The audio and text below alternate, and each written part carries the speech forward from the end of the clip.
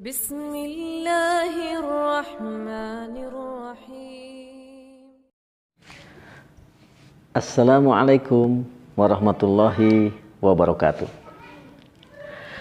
Apa kabar mitra bisnis yang berbahagia? Semoga semuanya berada dalam kebahagiaan. Alhamdulillah, pada kesempatan saat ini kita lanjutkan bagaimana memenuhi syarat untuk menjadi pebisnis yang ajaib. Pada saat ini, syarat yang kedua yang akan kita bahas yaitu syukur. Kata syukur berasal dari kata syakara yang artinya membuka. Ini tidak seperti lawannya daripada syakara tersebut yaitu kafara yang artinya menutup.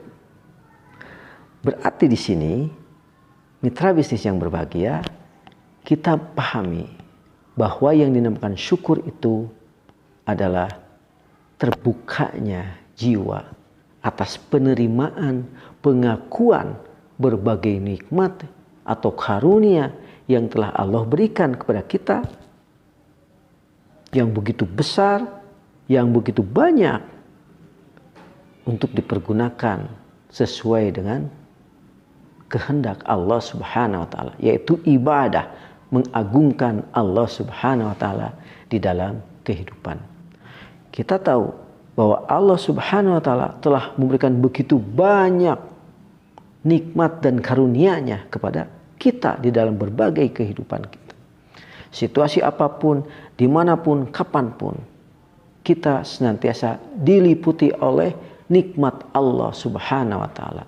Namun ternyata tidak semua sanggup untuk menerimanya, membuka dirinya, membuka hatinya untuk menerima nikmat tersebut. Allah Subhanahu wa taala menyampaikan bahwa tidak ada satupun manusia yang sanggup untuk menghitung begitu banyaknya nikmat yang Allah berikan. Bahkan seolah-olah kalaulah lautan ini airnya dijadikan tinta untuk menulis berbagai karunia dan nikmat yang Allah berikan dalam kehidupan, walaupun sampai habis itu yang dinamakan dengan air laut, tidak akan tuntas. Ini merupakan gambaran bagi kita bahwa kenikmatan dari Allah Subhanahu wa taala itu begitu banyak dan luas. Kita tahu bahwa di dalam aktivitas bisnis senantiasa diliputi oleh berbagai tantangan, dan tidak sedikit para pelaku bisnis terjerumus kepada jurang apa yang dinamakan dengan kufur nikmat. Tertutup jiwanya atas karunia yang telah Allah berikan di dalam aktivitas bisnis. Mitra bisnis yang berbahagia, Allah Subhanahu wa taala berfirman di dalam Al-Qur'an, "Wadhkuruni adzkurkum." Ingatlah kepadaku, niscaya aku ingat kepadamu. Washkuruli wala takfurun. Dan bersyukurlah kepadaku dan janganlah kalian mengkufuri nikmat tersebut. Ditambah di ayat lain Allah berfirman, "Ala bidzikrillahi tatmainnul qulub." Ingatlah, sesungguhnya dengan mengingat Allah akan menenteramkan hati. Berarti dari dua ayat ini Allah telah memberikan benang merah bagaimana kita ingin meraih jiwa kesyukuran, ingin meraih ketentraman di dalam jiwa. Pintu gerbangnya adalah zikrullah, zikir kepada Allah Subhanahu wa taala. Dengan kata lain, apabila seseorang di dalam aktivitas zikir tapi tidak menghasilkan ketentraman jiwa, berarti ada yang salah dengan zikirnya. Dalam hadis qudsi Allah Subhanahu wa taala berfirman, "Wahai anak Adam, selama engkau mengingatku, engkau berzikir kepadaku, engkau tadzakur, maka engkau sesungguhnya telah bersyukur kepadaku. Dan sebaliknya, apabila engkau melupakan aku, maka engkau telah mendurhakaiku. Allah Subhanahu wa ta'ala berfirman di dalam surah Luqman, Anishkur lillah, bersyukurlah kalian kepada Allah. Wa may yashkur fa innama yashkuru li nafsih. Barang siapa yang bersyukur, sesungguhnya dia bersyukur bagi dirinya sendiri. Wa man kafara fa innallaha ghaniyyun hamid. Dan barang siapa yang kufur atas nikmat yang Allah berikan, fa innallaha ghaniyyun hamid. Sesungguhnya Allah lagi maha kaya, lagi maha terpuji. Berarti di sini kita harus sadar dan memahami Allah Subhanahu wa ta'ala tidak butuh akan syukur kita. Syukur kita akan berimbas pada diri kita sendiri, untuk kepentingan diri kita sendiri. Yang berarti syukurnya kita tidak akan menambah kekayaan Allah, atau kufurnya kita tidak akan mengurangi kekayaan Allah. Dan juga syukurnya kita tidak akan menambah keterpujian Allah Subhanahu wa ta'ala. Begitu juga kekufuran kita tidak akan mengurangi Allah jadi berkurang pujiannya. Allah jadi lebih hina. Tidak. Allah Subhanahu wa ta'ala tidak terpengaruh atas apa-apa yang kita lakukan dalam kehidupan kita. Allah Subhanahu wa ta'ala berfirman di ayat lain, la in syakartum la azidannakum wa la in kafartum inna azabi lasyadid. Bersyukurlah kepadaku, niscaya akan aku tambah nikmatku kepadamu. Wa la in kafartum, dan barang siapa yang tidak bersyukur akan nikmatku, inna azabi lasyadid, sesungguhnya azabku sangat pedih. Ini kedua hal yang sebetulnya merupakan pilihan dari Allah Subhanahu wa ta'ala dalam mensikapi nikmat yang telah Allah berikan. Apakah mau syukur ataupun mau kufur? Apakah mau membuka hati kita atau menutup kita? Semuanya diberi kebebasan. Dengan catatan masing-masing memiliki konsekuensi. Ayat ini merupakan kabar gembira dan peringatan.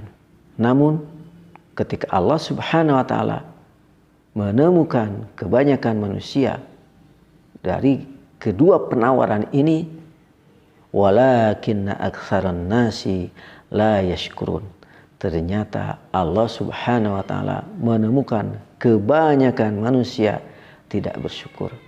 Oleh karena itu, bagaimana kita berupaya sedemikian rupa untuk bisa masuk kepada golongan orang-orang yang mudah bersyukur. Artinya di sini bagaimana kita mampu menjadi pebisnis yang begitu bersyukur. Mudah sekali bersyukur supaya meraih apa yang dinamakan dengan pebisnis ajaib. Kita lihat di ayat yang Allah terangkan dalam surah Ali Imran. Inna fi khalqis samawati wal ard wa ikhtilafil laili wan nahari la ayatil liulil albab. Ternyata di ayat ini menerangkan sesungguhnya di dalam penciptaan langit dan bumi dan silih bergantinya malam dan siang, la ayatil liulil albab. Benar-benar ada tanda-tanda kekuasaan Allah, tanda-tanda nikmat Allah liulil albab, bagi orang-orang yang berakal.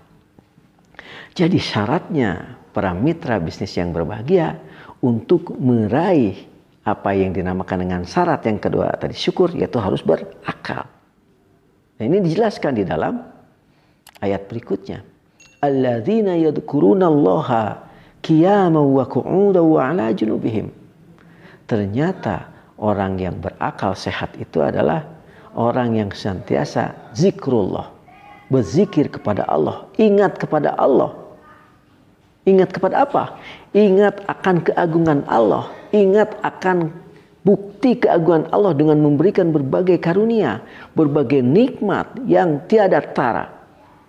Qiyama wa qu'uda wa ala junubihim, yang dilakukan ya dalam kondisi berdiri, duduk ataupun berbaring.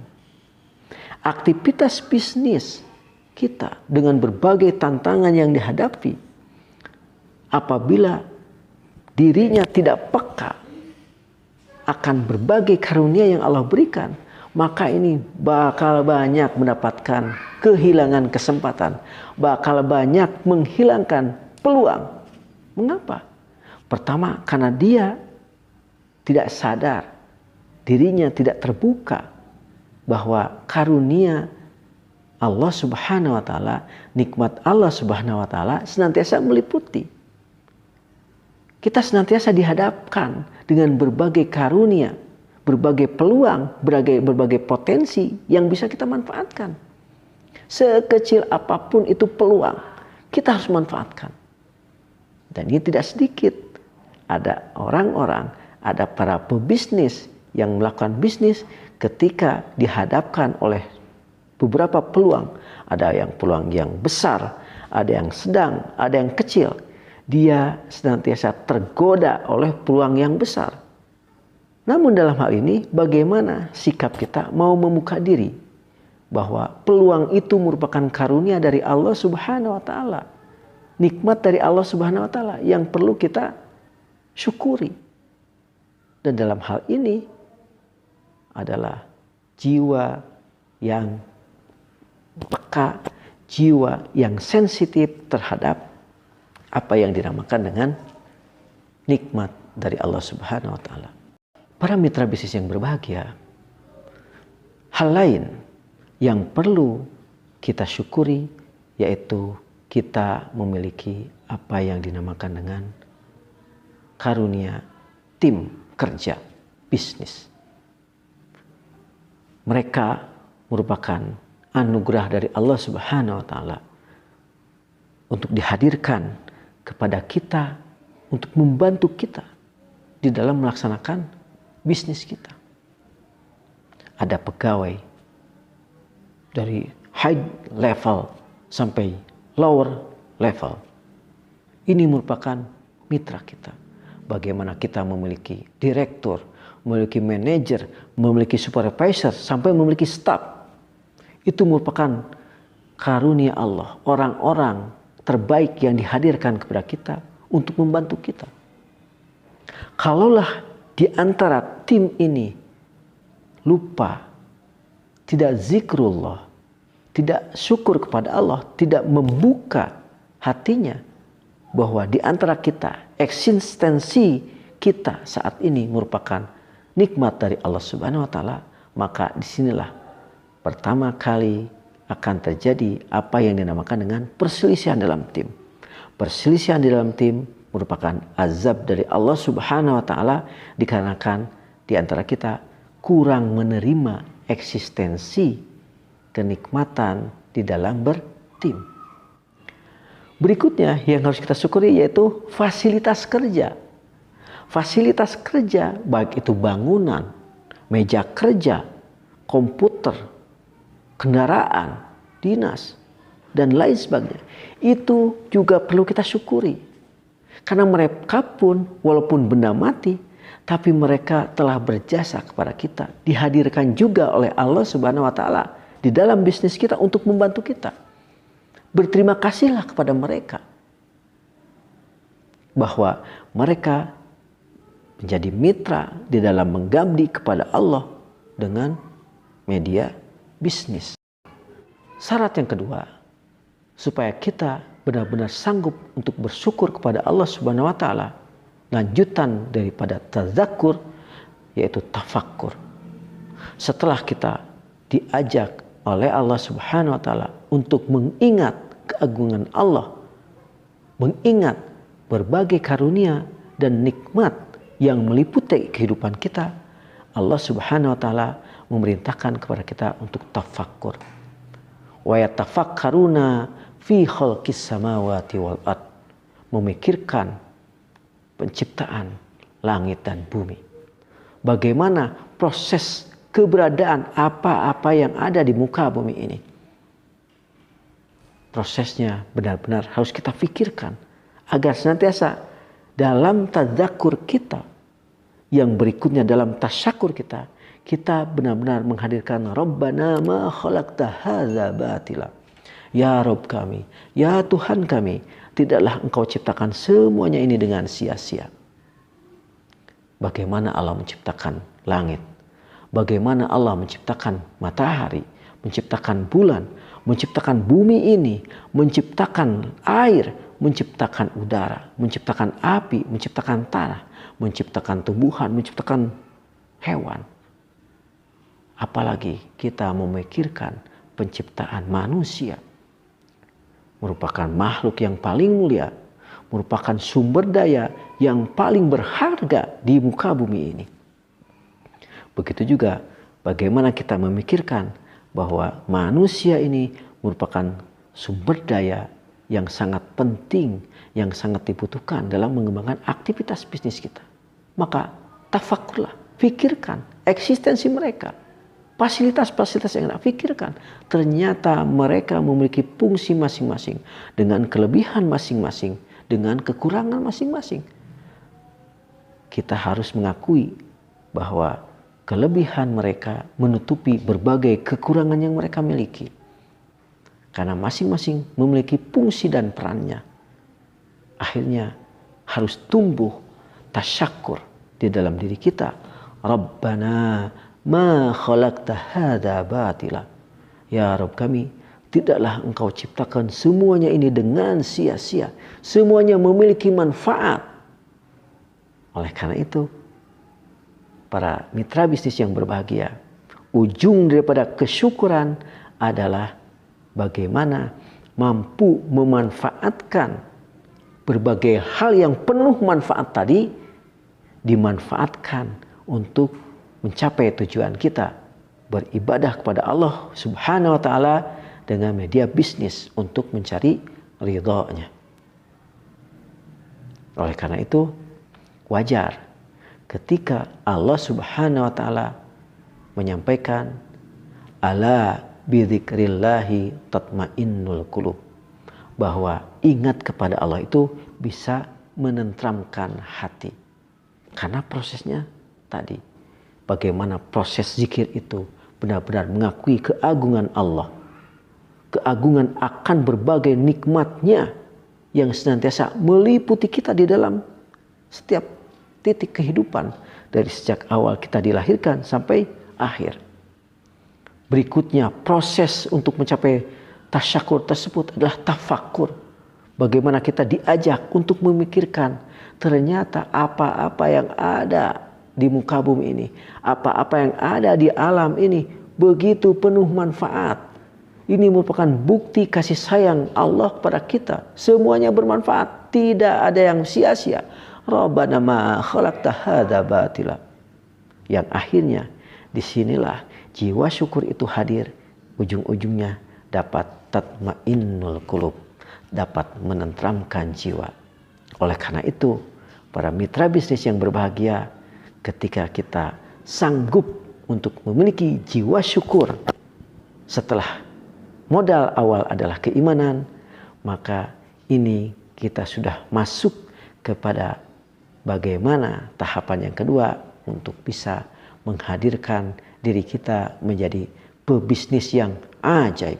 Demikian pembahasan syarat untuk menjadi pebisnis yang ajaib yang kedua, yaitu syukur kepada Allah Subhanahu wa Ta'ala. Terima kasih atas perhatiannya. Assalamualaikum warahmatullahi wabarakatuh.